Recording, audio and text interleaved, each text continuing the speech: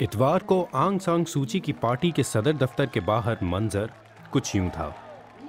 Burma, जो अब Myanmar कहलाता है, वहां अंदाजन 3 करोड़ अफराद वोट डालने के अहल हैं, और इनमें से बहुत से लोग ऐसे हैं जिन्होंने इन्हीं सड़कों पर खौफ विरास देखा है। आज का मंजर इनके लिए एक ख्वाब था। पुरानी पीढ़ी जमहूरियत की उम्मीद पर ही अपनी नई नस्ल के साथ यहाँ आई है।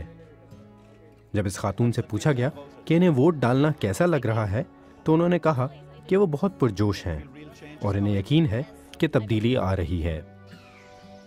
म्यांमार के लोगों ने अब तक पुरअमन जिद्दोजहद पर इन्हिसार किया है।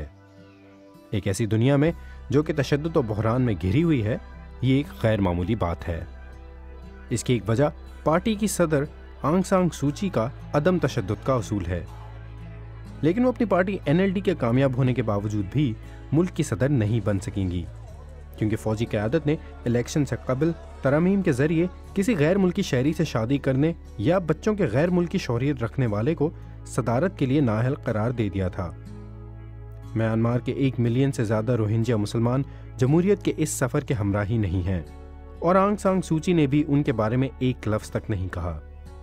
लेकिन इन्हें सिर्फ इससे एक मसले का सामना नहीं है, इन्हें बढ़ती हुई गुर्बत और ताकतवर फौजी हुक्मरानों को भी मुंह देना पड़ेगा। लेकिन म्यांमार की आवाम को तवक्को है कि उम्मीद का नया सूरज जल्द ही गुरूब होगा। Ghazanfar Haider, BBC news.